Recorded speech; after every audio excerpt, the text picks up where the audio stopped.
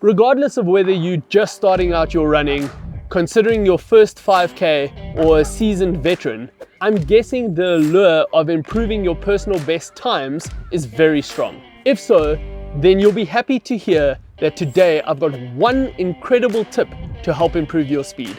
I want you to imagine your body as a high quality camera, capturing moments with precision and clarity. First, we need to dissect why your running times might be getting slower, why you might be getting injured more frequently, and why there just might be more general stress in your life. Let's get back to the camera. When your camera was new or young, it functioned flawlessly with a fast shutter speed producing sharp images. But as time passes, the wear and tear of aging take their toll, affecting the camera's performance. Like any aging device, the camera's internal mechanisms begin to weaken, resulting in less stability and more shaky images. Similarly, as we age, we tend to lose lean muscle mass. This is as a result of less flexibility in the muscles and the muscle cells. With aging and losing that flexibility or how pliable our cells are, without any form of exercise or movement, there is a much faster degeneration of those muscle cells, and we start to lose lean muscle mass at a pretty alarming rate. Additionally, the camera battery life diminishes. The same applies on a physiological level. As I mentioned earlier, we lose that flexibility in our muscle cells, and as a result, everything diminishes. The same applies on that physiological level. Let's firstly look at the heart. The heart is a muscle, and with less flexibility in those muscle cells, the heart tends to get a little bit weaker and get a little bit smaller. And this is why you might see your resting heart rate elevated as you age. The idea is, with more exercise, there's more pliability in those muscle cells. Your heart then is more capable of working more efficiently, and that's when resting heart rate tends to come down. It doesn't have to work so hard with a higher heart rate to pump blood around the body. The same with tissue like your lungs, getting air into the body. We lose that flexibility and pliability in all those cells, affecting how efficiently our body functions. And this is where things like your aerobic capacity take a knock as you get older, and we really need to focus on trying to improve that to prolong your running career. Moreover, with modern cameras in particular, they have internal hardware, software that need regular updates, and without that general maintenance, we tend to find it impacts the performance.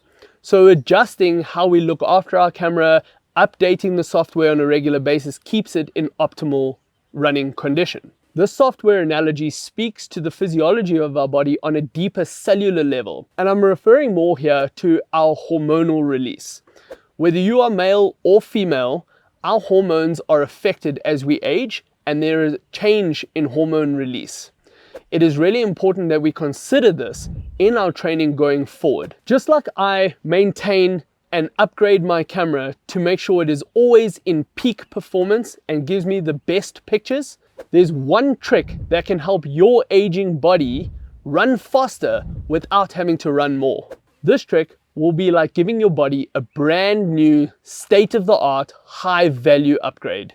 You'll be even happier to know that later in this video, I'm going to give you a free resource that you can do in the comfort of your own home. But first, here are 5 quick reasons why this trick is going to help you run faster without running more. Reason number 1 and 2. Stronger muscles allow for better force production, allowing for more powerful strides and improved running efficiency.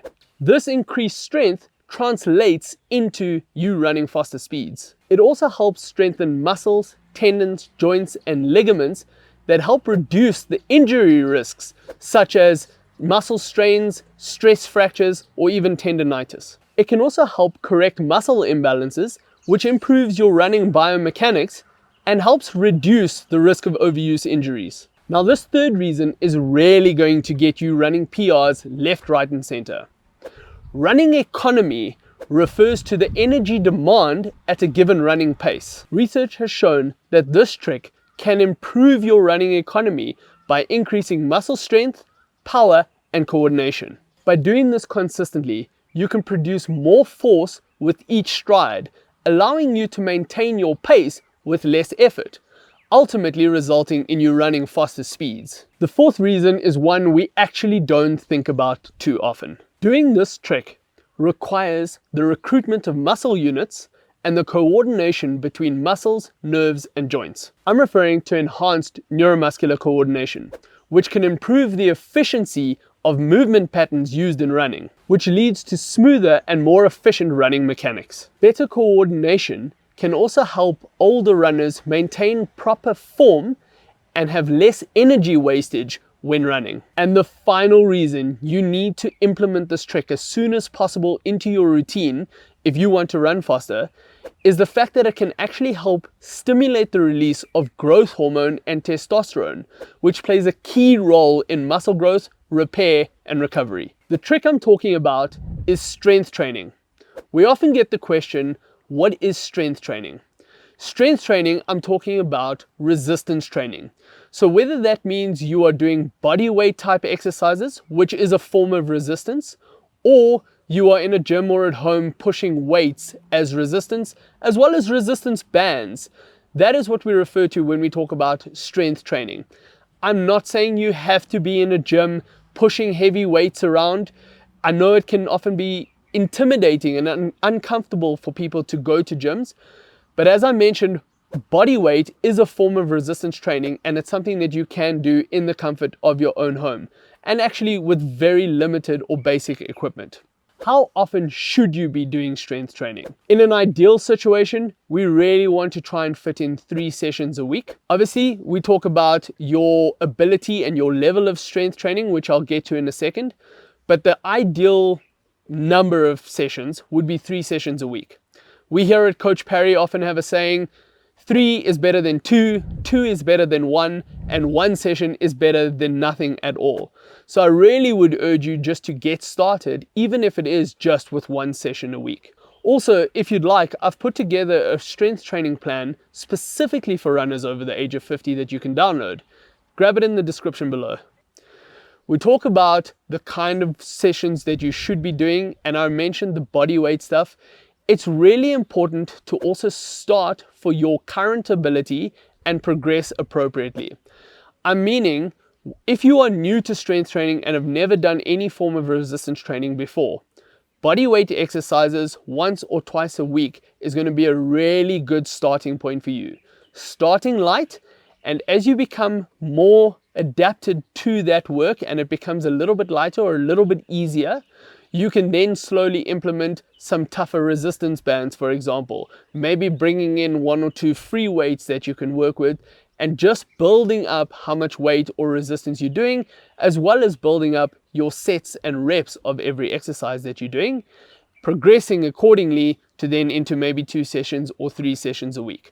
So it is really important, just as with your running, you would start slow and progress.